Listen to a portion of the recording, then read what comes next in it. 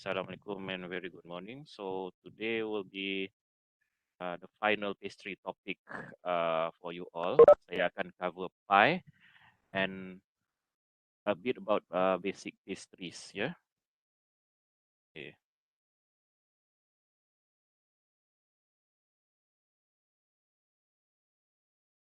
Screen.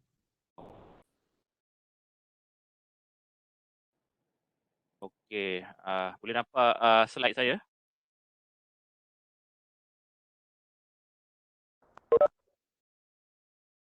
Everybody see the slides? Boleh Doktor. Doktor. Yeah, right. Okay, good. So slides nota ni saya dah upload dah dalam e-learn. You boleh download nanti. So okay, let's begin. Alright, let's go a bit a history lesson and see what pie is all about. Okay. Okay, kalau ikutkan definisi dari Wayne Grayson, dia kata apa? Word pie is to mean any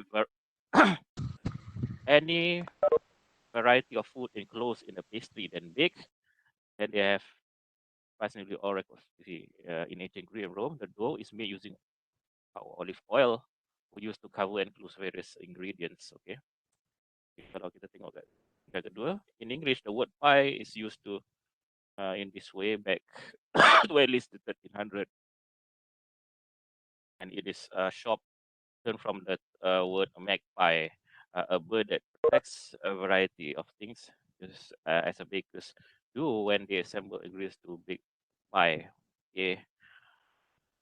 Kataan pie itu diambil daripada sejenis burung yang bernama magpie, dan magpie macam burung lain dia akan buat sarang dia guna kayu dan macam-macam. Dia akan duduk atas sarang dia untuk tidur dan protect dia punya younglings lah. So that is basically the same concept what pie is about.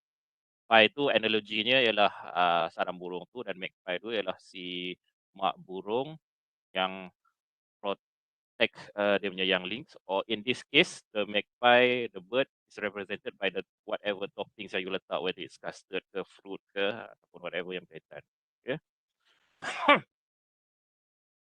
Now, so that's how asal usul pie tu datang lah. Kalau dari England. In the Middle Ages, the word pie also always refers to savory pies that contains meat, poultry, or game. Right? Today in England, the word is still largely used for meat pies, whether they're cold or hot. While in America, savory pie merujuk pada chicken pie lah. Okay. Okay, so there is just a little bit of history of how the word pie originated from and how has it been used. You boleh baca the rest, you boleh baca nanti. Right, just like any pastry, bila you nak buat pie, you kena buat dough lah, okay?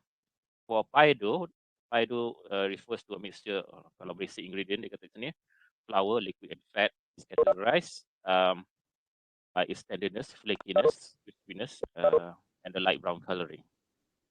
Right, the success or failure of doing a pie will depend on you punya shortening yang you guna, and tepung and how your flour is well mixed, and how gluten is developed into your pie.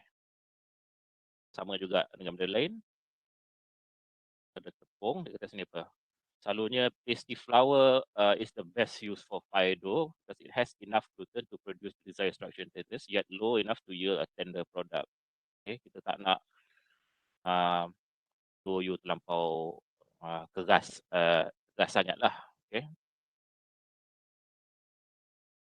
Okay, next kita lah tengok agak slow volume dia. Saya adjust.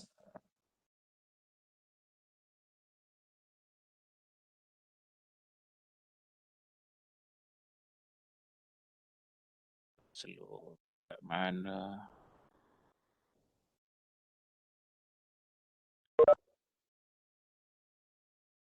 Setting saya sekejap. Testing, dengar tak? Okay, lagi ke pelan lagi? Dengar. Dengar doktor. Dengar doktor. Okay dah, okay. Alright, saya cuba maintain mic dikedudukan sekarang dan saya cuba kuatkan suara. Okey. Lepas flour kita tengok apa jenis fat yang kita pakai, okey. Selalunya kita pakai butter dan butter ni akan contribute the flavour to the pie pastry lah. But because it is expensive to or and easily melt, dia sikit mencabar to work with butter lah. Vegetable shortening is widely used in pastry making due to its plasticity and high melting point. Okay, vegetable shortening macam margarine is more preferable because of the plasticity and the higher melting point lah. Okay. Third element, of course, kita kena liquid, right? Now, water is necessary to develop some gluten in the flour and give structure and flakiness through through the dough. But if you put too much water, the crust will be tough because too much gluten has developed. Okay, so kena kawal lah jumlah air yang you nak and kawal jadi punya dough tu. Okay, right. If you add milk, it will make a richer dough, but will make the pie crust brown more quickly and less crisp. Sebab as compared to water, milk tu dia ada sikit gula lah, and apabila dia break, dia akan brown, dia akan caramelize. Right. When you mix the dough, all liquid must be cold to maintain a proper dough temperature, right? Right. The next ingredient will be salt. Okay, it is to add for flavor and conditioning effect on the gluten, and it should be dissolved in water first so that dia scatter apabila you gaul jadikan dough tu, right? Now, with regards to temperature, the pie dough should be kept cool during mixing and makeup. Because in warm temperature, the shortening blends too quickly with the flour, and if it's too cold, it will be firm to work with. And besides, the gluten works slowly at lower temperatures. Okay, kita buat pada suhu yang rendah so that kita boleh lambatkan pembuatan gluten tu. Kalau kita dah cair, dah panaskan yang liquid dan bahan-bahan, most likely dia akan lagi cepatlah develop gluten tu. So kita maintain temperature yang agak sejuk lah, okay, kalau boleh. Okay. So pie dough kita ada dua jenis. First one is mealy pie. It is also known as the short crust dough. It is the foundation for pie crust. Tarts yang you buat ni, fish base dan juga tartlet. Okay. So ini is dough jenis ni is basically what you do dalam fruit tartlet recipe about 2 weeks ago. Okay. The basic ingredients is flour, salt, butter, and a bit of icy cold water. Alright, it has a more compact and crumbling texture because the fat is truly blend into the flour, creating a mealy texture. So kalau you ingat lagi dalam resipi fruit tartlet tu, misalnya kita buat crust, kita blend semua sampai butter tu betul-betul hancur dan sebati lah. Okay. Dia tengok chill fat is cut into smaller pieces and rub into the flour. Each grain of flour will become entirely coated with fat and reducing the gluten formation. Less water is needed to because the fat covered flour particles so that become less able to absorb it. And the dough is then chilled and relaxed the gluten before it's rolled out with a minimal stroke on a particular shape to fit into a pie pan or pie or tartlet punya acuan tu. Okay. The pie are defined by the fillings, either they are sweet pie or savory pie. Okay. Mealy pie ni ialah basic ingredient dia apabila kita guna flour, salt, butter dan ice. The one that you tengok dalam video tu is actually dia punya a subtype of mealy pie, which is the sweet crust pie sebab kita taruh gula di dalam dia. Okay. Akan ada slide tentang sweet crust pie lepas ni, but just untuk bagi tahu, the foundation of the sweet crust pie is the mealy pie dough apabila kita blend semua basic ingredient ni sehingga semua butter dia hancur dan dough dia betul-betul sebati. Okay, right. So that's weekly pie. The second type of pie is the flaky dough. Okay, dalam case ni butter yang digunakan ataupun alternative butter is cut and rub into the flour to the particles of the shortening about the size of a very small size macam piece atau hazelnut, and that the flour is not completely blend with the fat and the fat is less in pieces. When you add water, flour absorbs it and develop some gluten, and when you roll out the lumps of fat and moisture flour are flattened and becomes flakes of dough separated by layers of fat. Okay, kalau ikutkan penerangan ni, as compared to mealy pie dough, fat atau butter yang kita guna, kita potong dalam bahagian kecil, tetapi apabila kita mix dengan flour, kita tak mix sehingga flour tu betul-betul hancur lah. So it's true that the flakiness texture apabila kita masak, dough dia akan ada macam mengerupas lah. So that tekstur yang berlepas tu merujuk pada the flakiness. Okay. Dan untuk tengok macam mana dia buat flaky pie, kita klik pada, saya buka link ni sekejap ya. Stop dulu.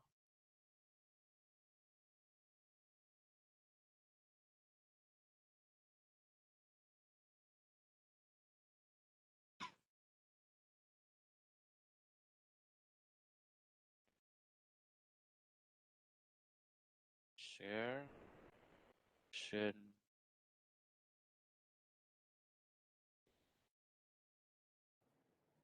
Okay. And play. This is how a flaky pie dough is made. Demonstration. Hi, my name is Chef Ellis, and welcome to the Sarasota campus of Kaiser University's Center for Culinary Arts. Today we're going to be making a flaky version of pie dough. Pie dough is simply a ratio of 1, 2, 3. So 1 part water, 2 parts butter, of course the delicious part, and 3 parts of flour. We have all-purpose flour here with just a pinch of salt in it. We have our butter that's cubed and cold. Make sure your butter is nice and cold, and make sure your water is cold as well. The recipe dia kata tadi dia ada certain ratio ya. So ingredients tu mana? It's cubed and cold. Of flour, 2 parts butter of 1, 2, 3. So 1, 2, 3 the ratio. 1 part water. 1 part water. 2 parts butter, of course the delicious part, and 3 parts of flour. We have all-purpose flour here with just a pinch of salt in it. We have our butter that's cubed and cold. Make sure your butter is nice and cold, and make sure your water is cold as well. Cold ingredients will make sure that you have a flaky pie dough at the very end of what you're making. So we're going to add our butter all into our flour. And we're actually just going to do what's called the rub method, where we're actually just going to put the butter into the flour. If we keep the butter pieces nice and large, that's how we get a nice flaky pie crust. Dia kata bila dia gaul butter tu dia tak dia tak hancurkan butter tu dalam dough tu compared to mealy dough. The difference between flaky and mealy pie dough is just the size of the butter. So again, flaky pie dough, nice big pieces of butter. Mealy pie dough, a lot smaller pieces, where you would just do this for a little bit longer until. So mealy sama dia hancurkan butter tu kecil ataupun totally mixkan dia sampai hancur. So you have the small, tiny pea-sized pieces of butter. The mealy pie dough would be used for things like a thick crust, okay, or heavy fillings, heavy dense fillings like custard pies, or anytime you need to pre-bake your pie crust. Mealy, flaky dough would be for items such as apple pie tops, things like that, that you really want the nice flaky, delicious crust. So again, I'm going to keep these butter pieces very large. Okay, and then I'm going to go ahead and add the cold water right into our dough. You don't want to overmix it. That's why I'm doing everything by hand. If you overmix your dough, chances are it will become fairly tough. So we're going to mix just until combined. It's also very important to chill your dough very thoroughly before rolling it out. Add just a little bit more water if it's a little dry. And just bring your dough together. Again, remember not to overwork. Okay. I have a piece of plastic wrap that's already set up. It may look like your dough is a little bit crumbly, but when you go to roll it out, all that fat will help keep your dough together. Okay.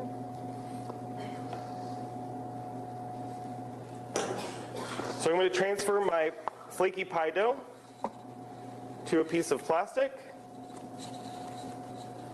And again, you're going to need to chill. Make sure all that butter gets in there. We're going to need to chill our pie dough thoroughly before we roll it out and form it into a crust.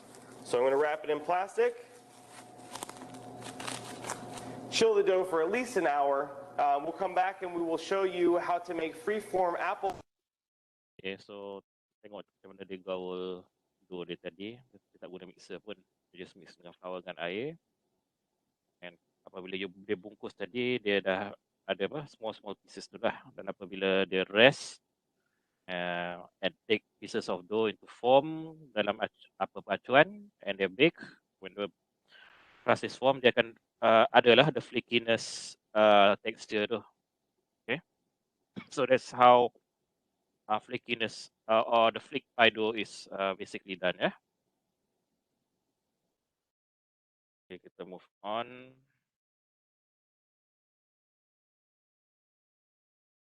Alright, so far okay ke penerangan tentang dua basic pie ni, pie dough ni antara mealy dan juga flaky? Ada apa-apa nak tanya ataupun apa penjelasan?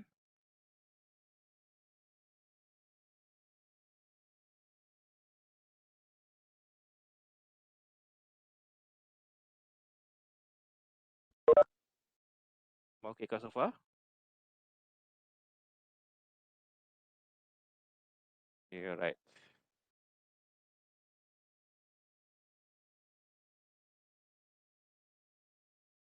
Right, kita continue on. Pas kita cakap tentang dua jenis pie dough yang kita guna, kita cakap what are the types of pie that are common. Ada dua juga. First of all is the baked pie, okay? In the baked pie, the raw pie shell are filled and then baked. Konsepnya sama jugalah dengan fruit tartlet tu. Sebab dalam fruit tartlet yang you buat tu, kita kena buat dia punya shell dulu. Kemudian baru kita letak filling kat atasnya. Cuma beza dengan fruit tartlet, kita tak tutup dia punya custard dengan fruit tu dengan a layer on top. Okay.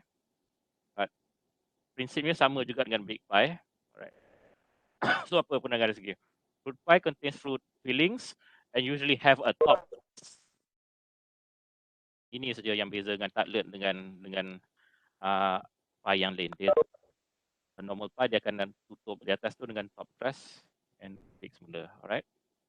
The soft pies there are those with custard fillings and the liquid filling becomes firm when the egg in the custard coagulates.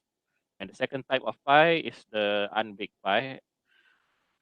Okay, this type of pie, the pie shell that has been baked blind, filled with a prepared filling, sealed and served when the filling is already set firm to slice. Okay, and cream pies are made with a boiled custard type filling. Okay, kita tengok what is big blind is all about. Okay.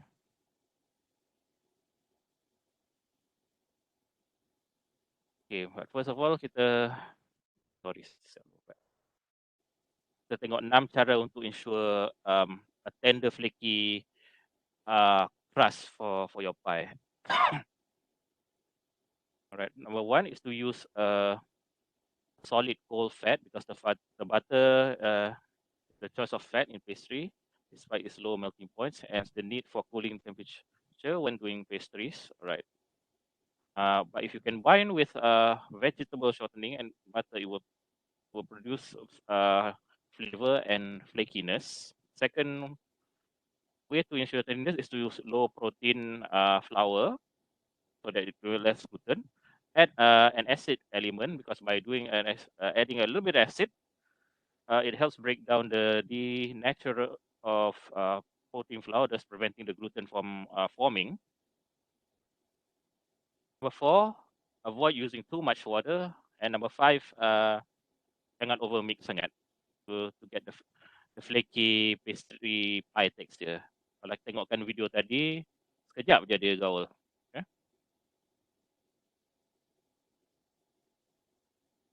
And last, lepas kita gaul semua tu, kita kena bagi dough to rest juga sebelum kita nak penyet rollkan dia lepeh. Ataupun sama juga dalam konsep mili dough yang saya tunjuk dalam fruit tartlet tu. Dalam fruit tartlet tu saya tak flattenkan dough. Saya dan Cik Nick timbangkan ikut 30 gram, letak dalam mold dan shape into mold lah. Okay. But whether you nak dough tu you nak flatten the dough guna rolling pin ataupun cubit ataupun take the dough and put it into a mold, pastikan you allow the dough enough time to rest dulu ya. Okay. So that you can get the flaky pastry pie texture. Okay. Alright, now kita tengok what is blind baking all about. Right. When a tart shell is baked with nothing in it, this is what called blind baking. Okay, it is important to prevent the sides of crust from shrinking down and the bottom of the crust from popping up during this blind baking. In the unbaked pies, the pastry shell must be baked before it can be filled because the filling does not require further cooking. Okay, mungkin saya silap tadi. Yang fruit tartlet yang demonstrate tu sebenarnya adalah unbaked pie sebab yang dibakekannya ialah dia punya crust saja. Apabila kalau ingat dalam video tadi itu lepas saya coat dengan coklat, pipe in the custard dan juga fruit, saya akan kita biarkan dia sejuk macam tu saja. Kita tak masukkan semula dalam oven. Okay. Alright. So the fruit tartlet yang dalam video sebenarnya menggunakan unbaked ataupun the blind baking method yang right. Sebab kita tak bake the tartlet tu untuk kali kedua like a filling pie tu. Okay. Tadi. Okay, and we've got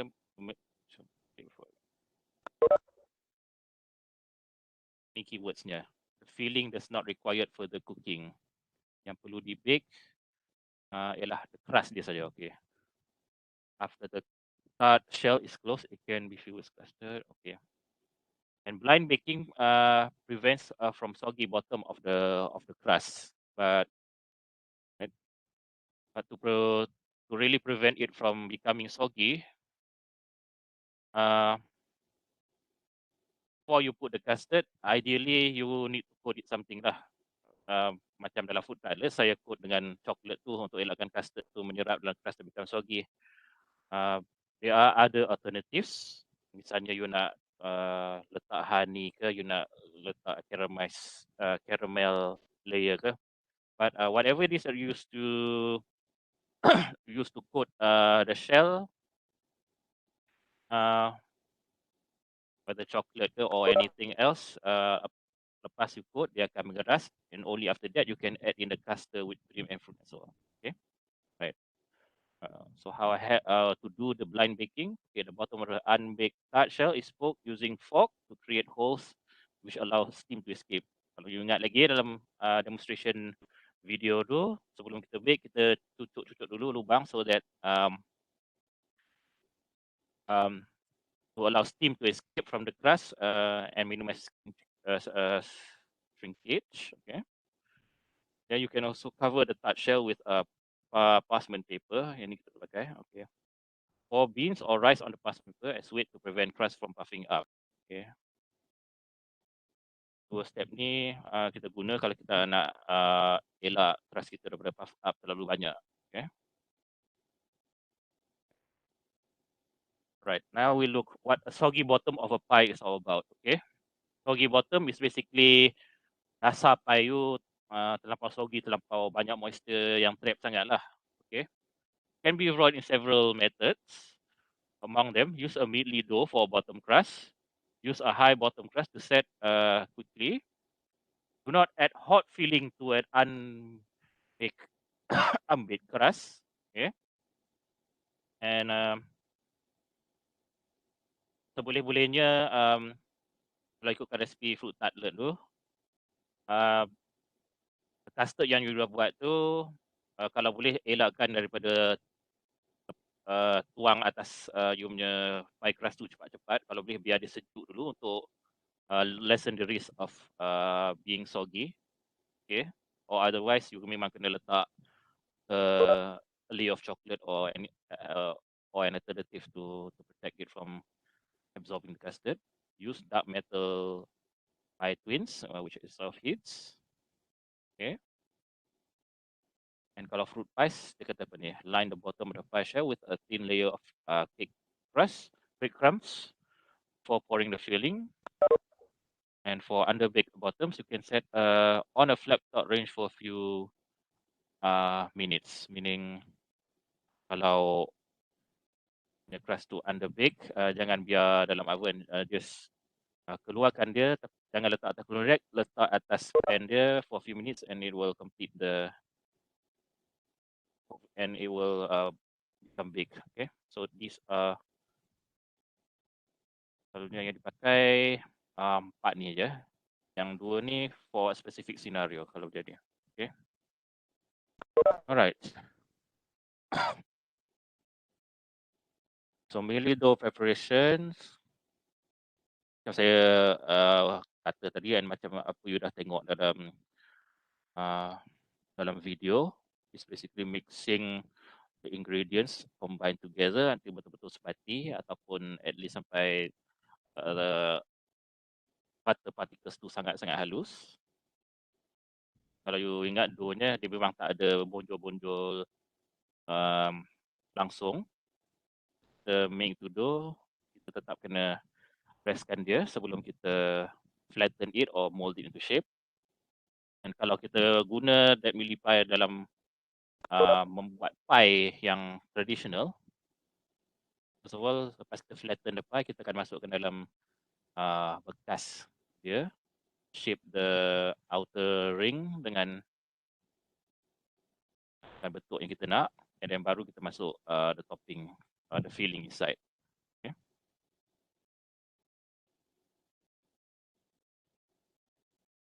Alright, so kita dah cover macam mana kita nak buat the pie dough and get the dough ready to be sebelum kita letak filling dia. So what types of fillings that you can use for pie? Okay, first of all, we'll be using you can use starch for your filling because most pie require thickener or some sort. And selalunya kita guna thickeners or which are starch and egg. And cornstarch can be used for cream pie because it sets up a firm gel. Waxy or modified starch is used in fruit pies because they are clear and when set and make a soft paste rather than a firm gel. Flour, potato starch, and rice starch we use less frequently because it will make the fruit filling cloudy. So yang ni jarang dipakai. Okay, instant or pre-gelatinized starch. Alright, this will need no cooking because it eliminates the needs to cook the filling. However, the cornstarch tends to settle out before gelatinization, creating a dense starchy layer on the bottom. Okay. Alright. When you cook the starch, starches must be mixed with cold water and used to avoid lumps. and then you add the sugar or strong acid such as lemon juice to reduce the thickening power of the starch, and the starch must cook until it gelatinizes and turn shiny to prevent taste of undercooked flour. Okay. The approach yang guna untuk custard untuk fruit tartlet basically follows this technique lah. Okay. Alright. So once you have your starch or your custard ready, only then you can decide what to put on top. Okay. In this case, kita boleh pakai fruit fillings. It consists of either the solid fruit pieces bounded together by gel, which may contain fruit juice, water, sugar, and other ingredients. And the type of fruit, kita boleh guna fresh fruits. Yang ni lebih kerja sikit lah sebab you kena potong into uniform shapes. Frozen fruits, buah yang beku, misalnya strawberry.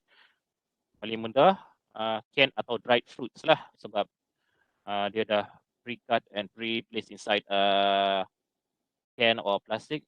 All we need to do, tuang, maybe buangkan air dia and susun. Okay. Canned or dried fruits. Okay. Fresh, frozen, canned and dried. 4 types of food memang bolehlah you guna sebagai apa? Fruit filling and to top your custard. Okay.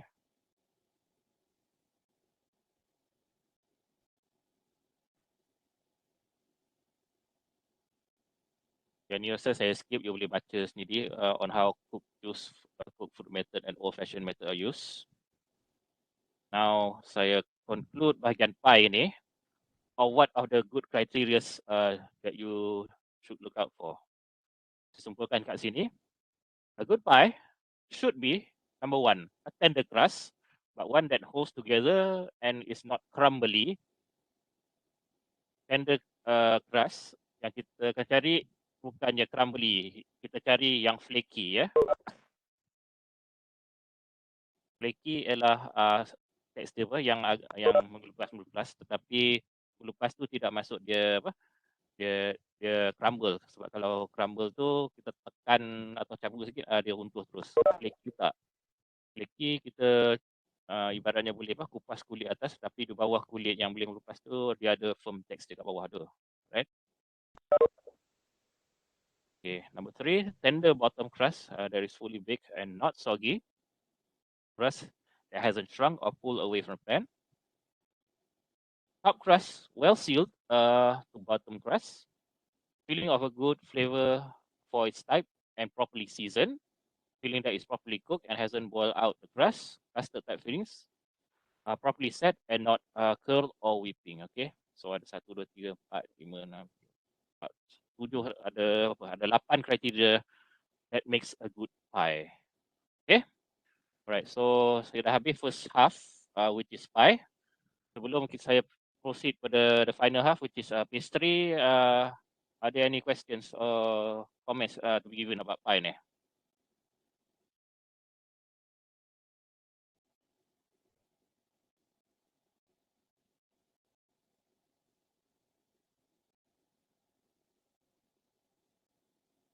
Persoalan?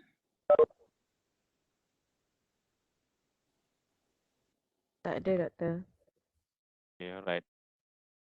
So recap balik ya. Yang you guna untuk food tartlet tu is basically foundationnya ialah milli dough dan digunakan unbaked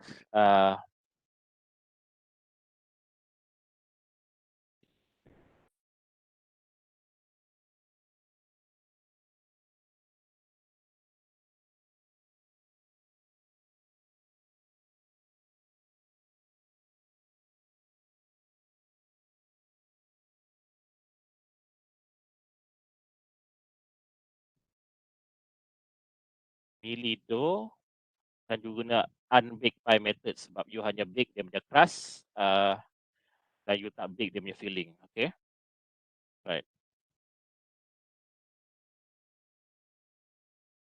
Okay, let's go to the final part which is pastries. Okay, share.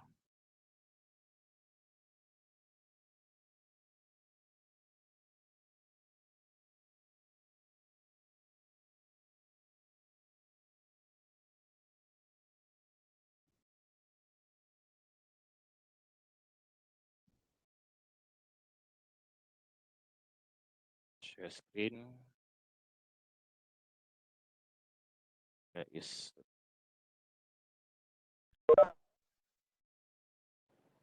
okay. Kita tengok a quick definition of what pastry is.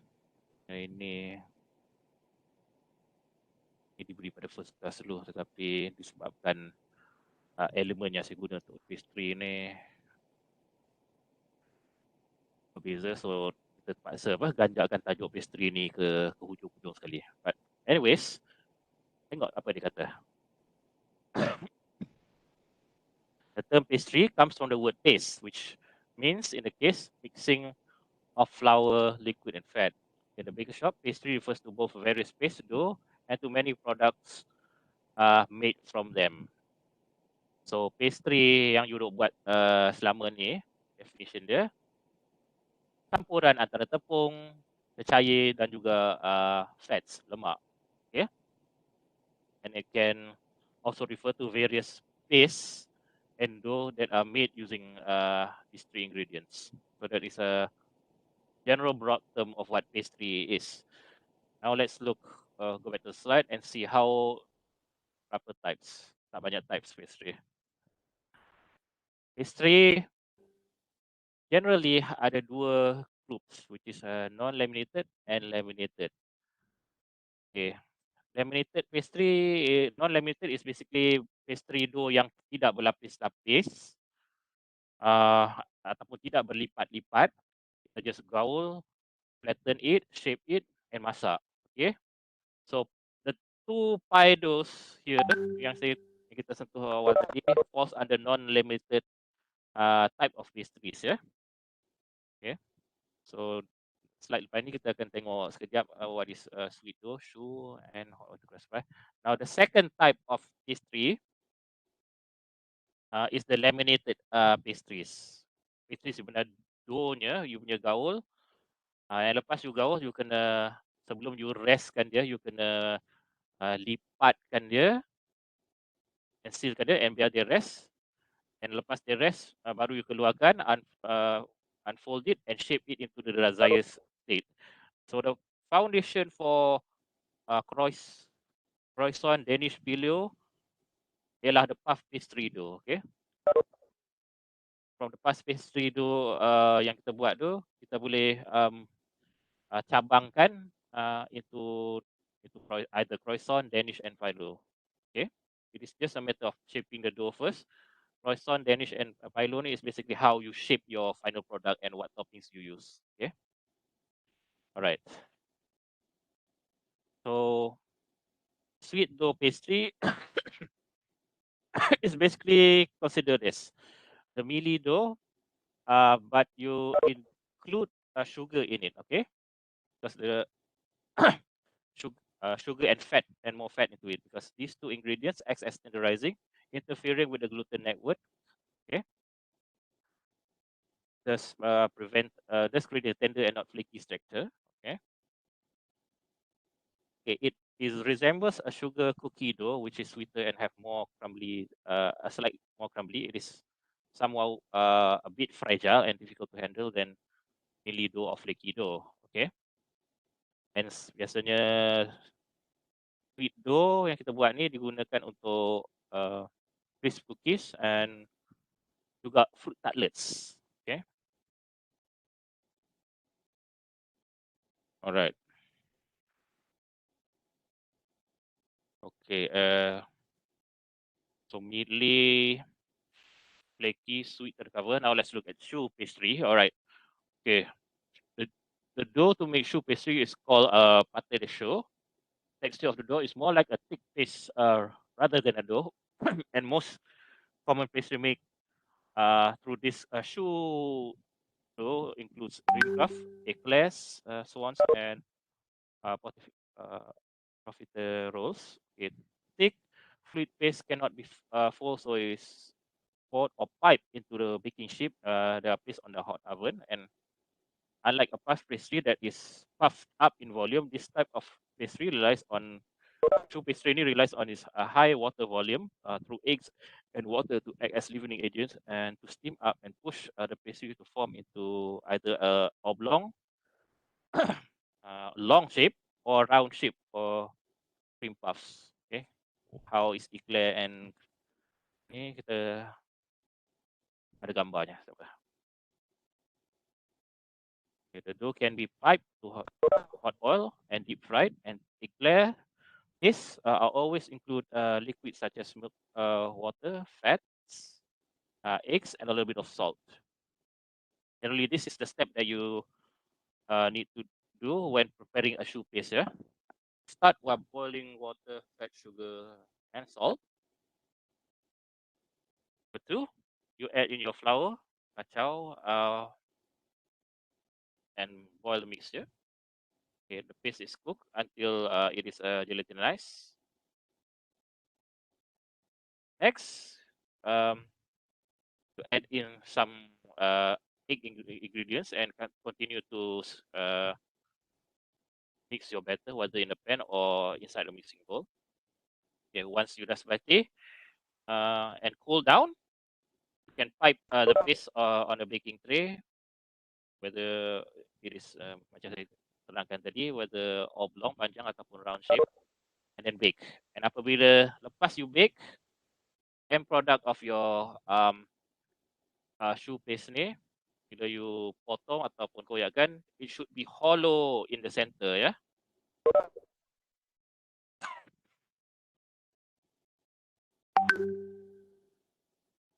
This is the explanation or the explanation of this. Yang ni you boleh baca sendiri.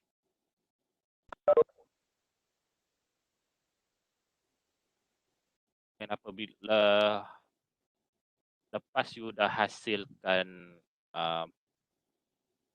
choux paste yang dah masak, and proceed with the next step, nak produce eclair ataupun cream puff, meaning you kena sediakanlah bahan-bahan dia. Kalau eclairs, maybe you sedia dia punya cream top, custard yang you nak letak kat tengah tu, depending on the recipe, nak coklat ke, vanilla ke, strawberry, and then determine what type of topping you want to put on top. And the same approach also applies for cream puff. Okay, right. And lastly is the hot water crust pastry. Okay, hot water crust pastry ni is used as a base for local curry puff and pot pies filled with meat, beans, or vegetable. They are less flaky consistency since fat is melted in boiling water. Okay, okay, so hot water crust, dia bagi anda sini, ingat curry puff. Okay.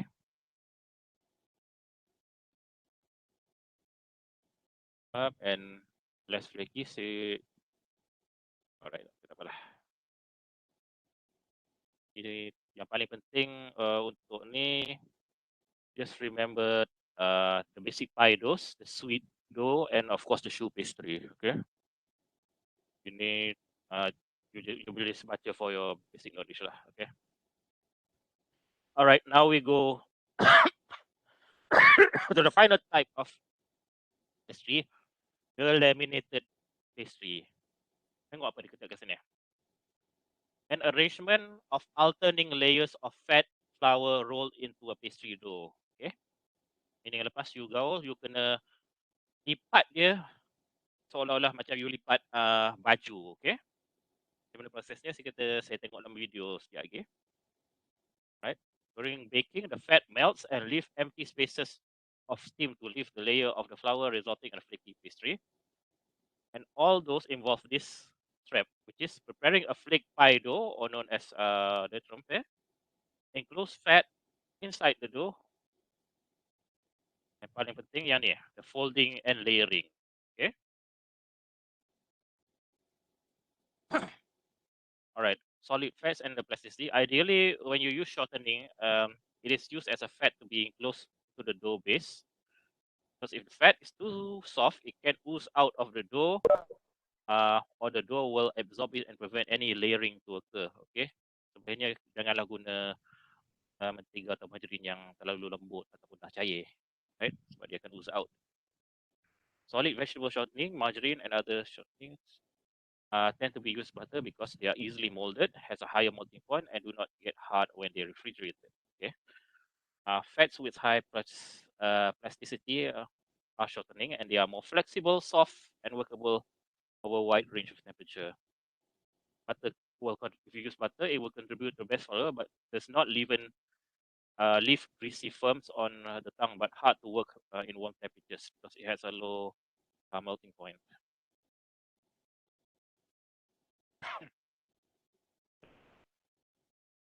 Okay, the third process, the folding and layering. Okay, once you mix the dough, to create the layer, the dough is repeatedly rolled out and fold into specific ways.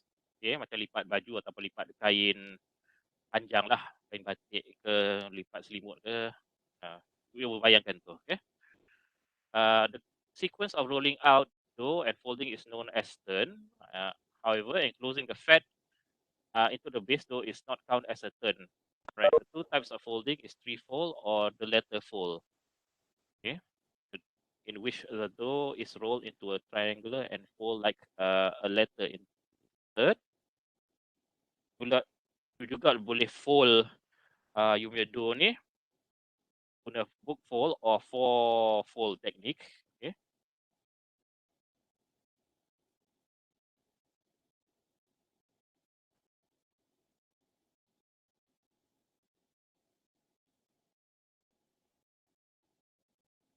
And what are the tips you can use to successfully laminate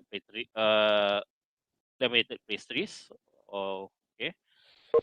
For the base dough, you use a small amount of acid, such as lemon juice, to denature some of the protein in the flour, hence relaxing the gluten. We don't want gluten to form too much. Avoid overworking the dough to prevent much gluten formation. It's obvious. In closing fat, you should keep the fat and dough at the same temperature and consistently. Place the fat between two pieces of tissue and roll out using rolling pin to give a even triangular shape, right? So the foundation of a laminated pastries or the dough is puff pastries lah. Okay, puff pastry is different. Okay, a bit of description. Dough yang tak ada yeast ataupun chemical leaveners, okay. But disebabkan kita lipat dia, teknik yang betul dia boleh expand up to 8 times its size without any leaven bahan penaik macam yeast, okay. Right. But apa dia increase? It increases its size due to leavening result from the moisture and air expanded in the heat of the hot oven. Okay. Thick flakiness is also achieved through laminated dough obtained by folding fat into dough. Laminating is a series of folding and rolling and creating up to 1,000 alternate layers of fat and non-yeast. Let's see, of folding many layers. Agak time consuming. Okay, sebab you gonna kacau-kacau lipat. Biar the rest. Okay. Rest you boleh baca dah. So untuk give a visual demonstration, I click the video ni on how puff pastry is being made and how is it fold into layers.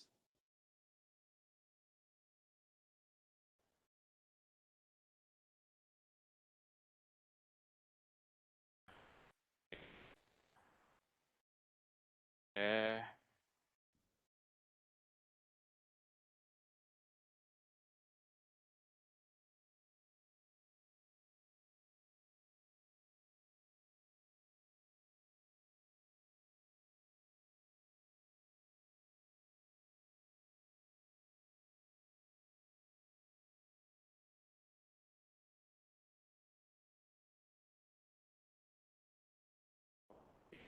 The link.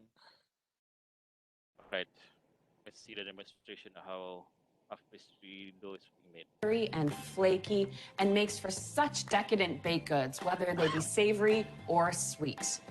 First, I'll show you the technique of a real French folded puff pastry dough. The French method I'm showing you now has two parts to it, the barrage and the détrempe. I'm going to start by mixing the barrage. This is that hunk of butter that gets folded in layer by layer into the dough. So I've got 3 cups of unsalted butter and I'll add 1 cup of flour.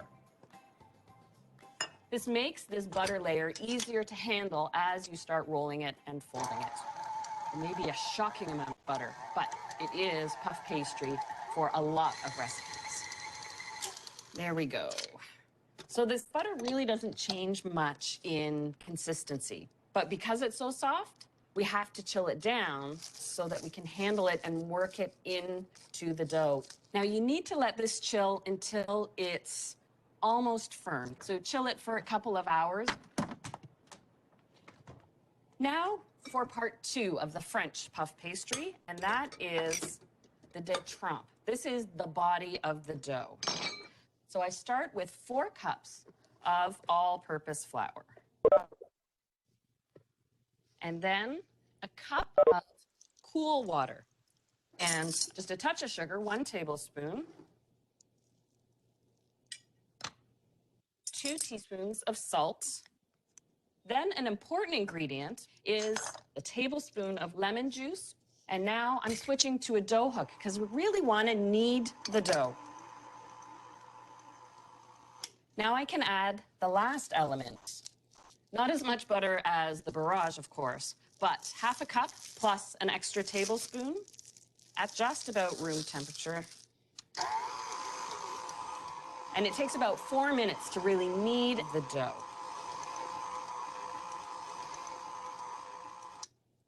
There we go. So the dough has come together. So I'm going to shape this into an 8-inch square. You want to give it at least an hour to relax.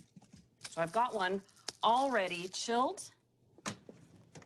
The method for this puff pastry is the French method, your 2 parts, your barrage and your doughy de trempe. The contemporary and modern thought amongst pastry chefs is to roll out the butter and put the dough in the middle. Makes for a more even and consistent pastry.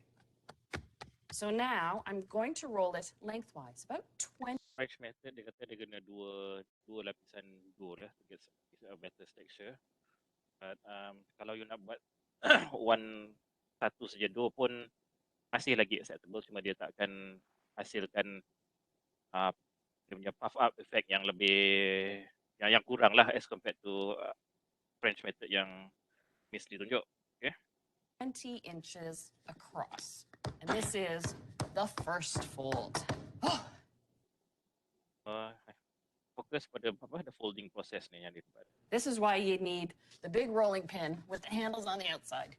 Because at this point, it's a bit of work. Lift, make sure it's not sticking. And I do a 3-fold. So fold it, third the way in. And now brush off this excess flour.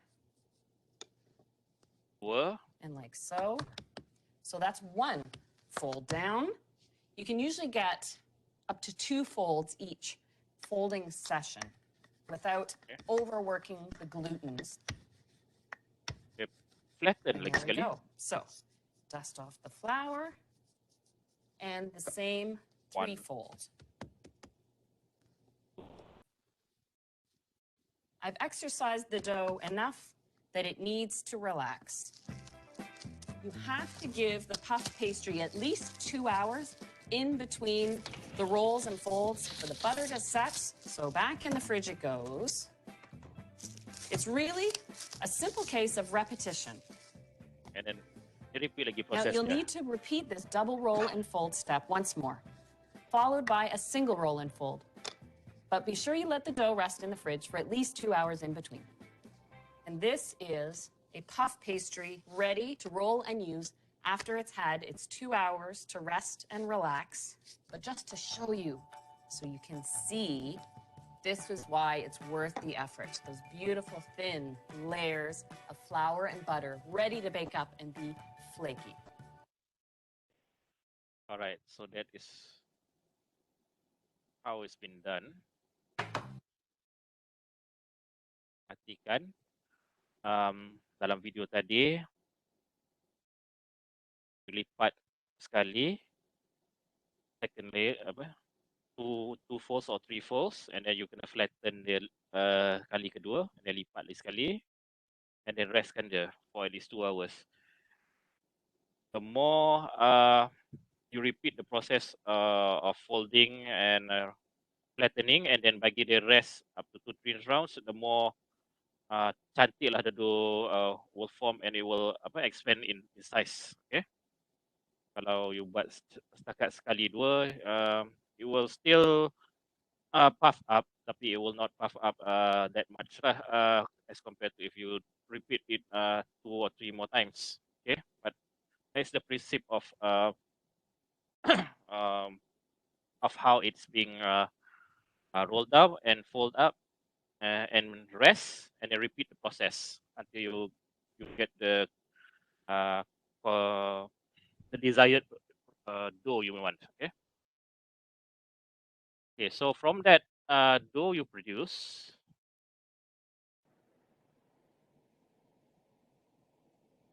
ini kalau you nak baca, you boleh baca. Otherwise, you can just click on the video link yang saya bagi tu for an easier or visual demonstration. And from that dough you produce from the puff pastry, you can produce 3 benda-benda ni. First of all, croissant, which is the roti Perancis yang bentuk bulan tu. Okay. Kedua, Danish pastry. Dalam Danish pastry ni, you ambil you punya puff pastry tu, kemudian based on whatever recipe, you nak potong dia jadi shuriken ninja ke, jadi bulat ke segi empat. But you will need to cut up the dough and shape it into shape, and letaklah topping pun, you nak chocolate ke, you nak letak jam ke kat atas tu. Okay. And last kali ialah filio pastry. Filio pastry ni foto filio pastry. Dua ni saya ada gambar filio pastry sekejap saya.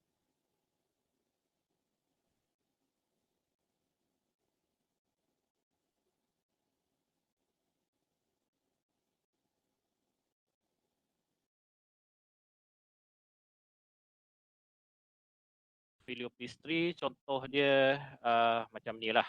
Okay.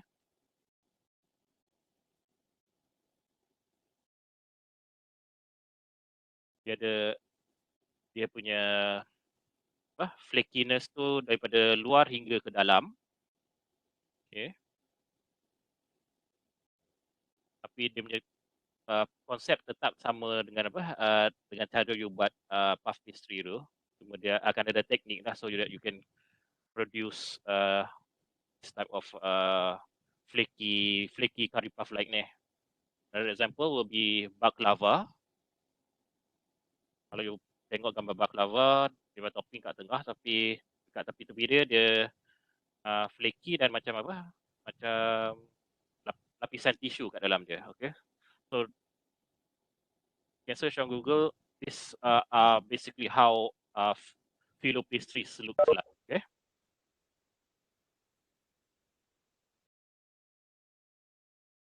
Right. And this is an example of how a croissant is shaped into the desired shape. From the puff pastry dough, dipotong, roll up, cut, and get the desired shape, and then masuk dalam oven. As for Danish pastry, sama juga, cut into the desired shape, put in the desired toppings, bake, and voila, you'll get the result. Okay. All right. So that's basically it for pastries and pies. Okay. Ada apa soalan tak?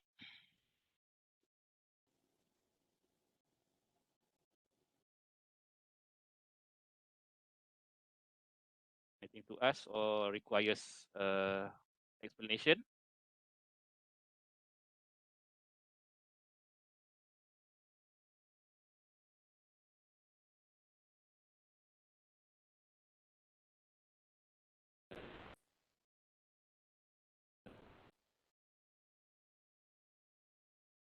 Tak ada, Doktor.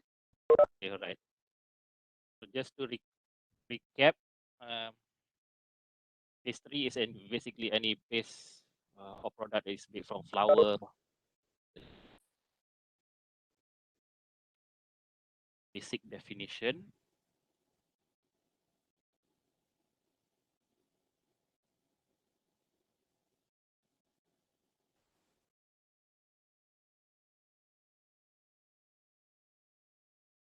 Orang tanya you apa tu pastry, and the meaning is a mixture of flour, liquid, and fat.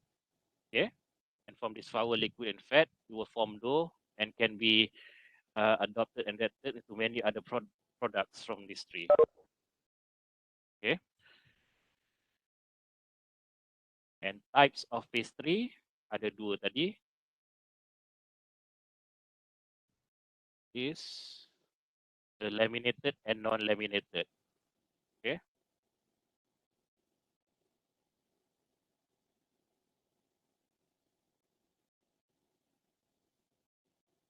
Laminated ialah basically any dough or any product yang tak perlu kita lipatkan.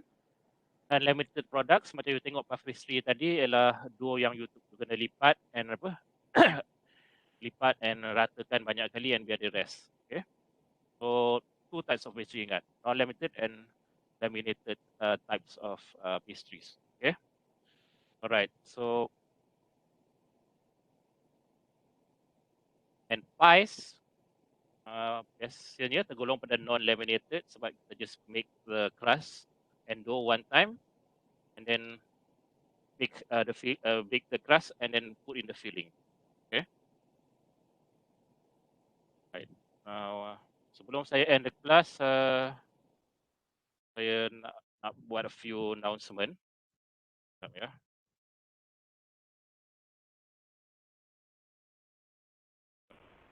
Sampai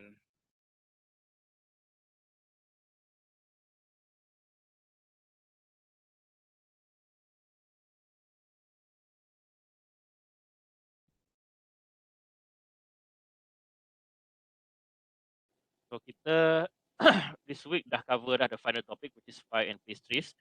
Next week will be your test 2. Memandangkan yesterday tak ada kelas, so saya fikir it's only fair kita ganjakkan satu hari juga untuk you punya test 2 which is 15 hari bulan which is on the lab class day. Okay.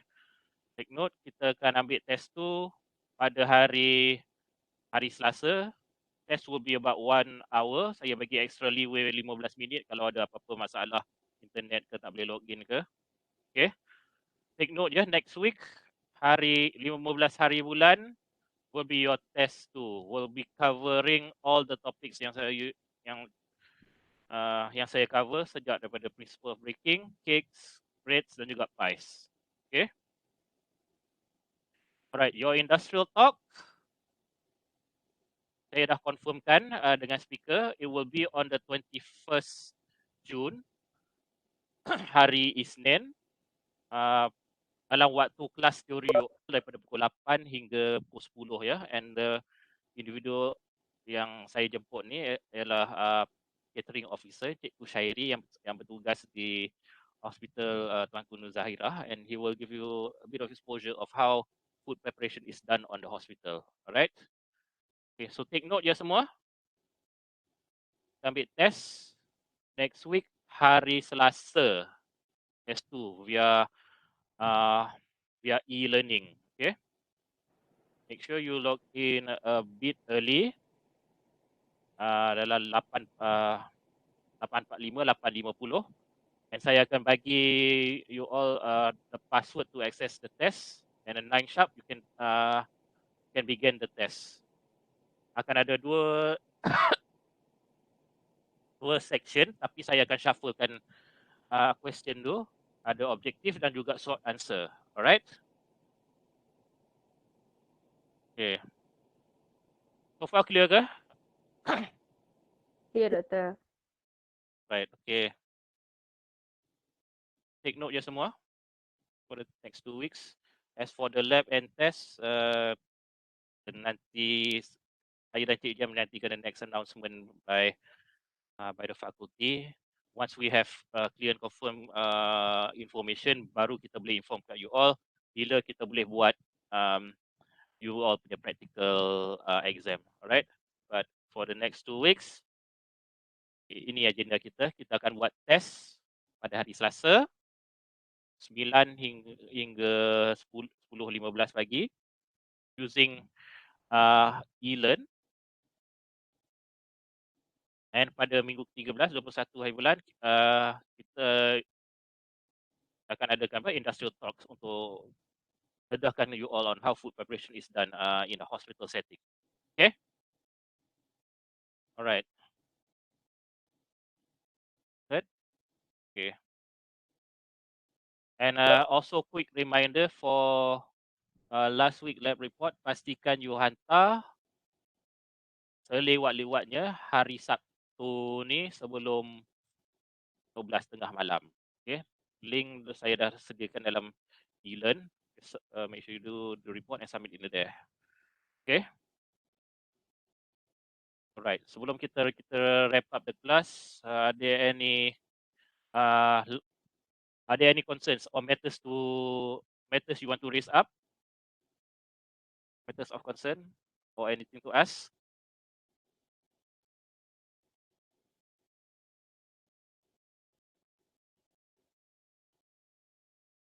Ada doktor. Doktor, nak tanya boleh? Okay, boleh.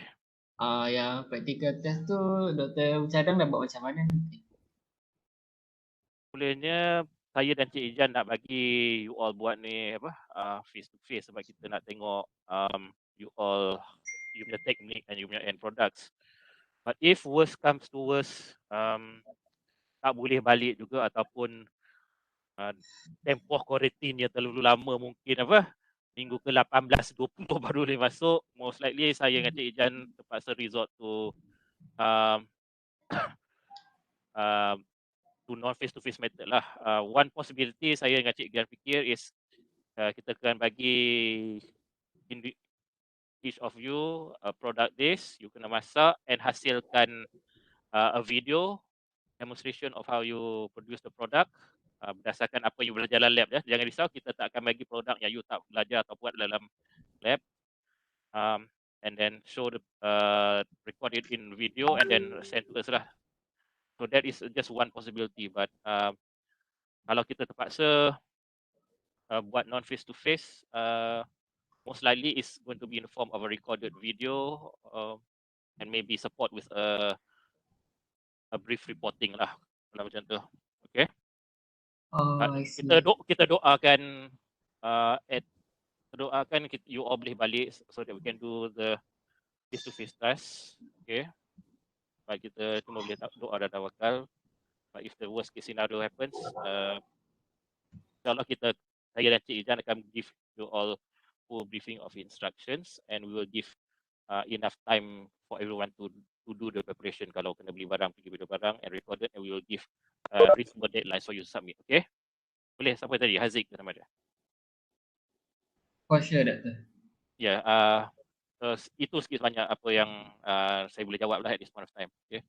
Sebenarnya memang kita nak bagi you all balik and habiskan ni. Okay?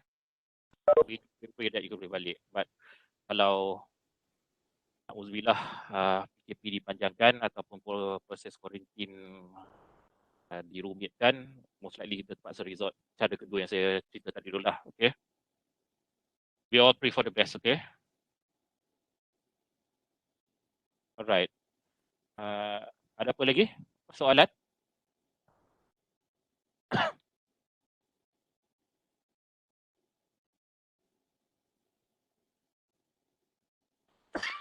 Any other concerns tu disuarakan atau ditanya?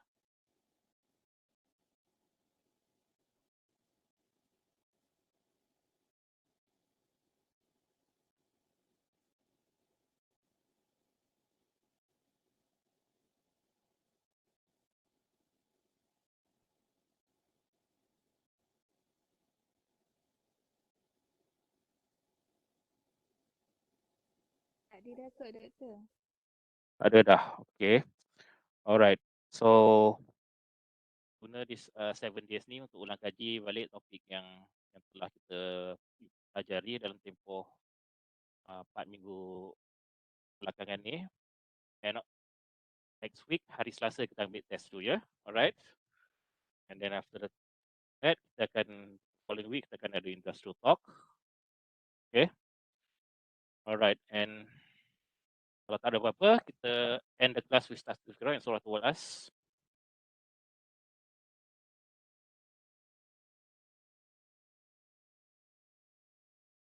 Okay, thank you very much. Assalamualaikum warahmatullah.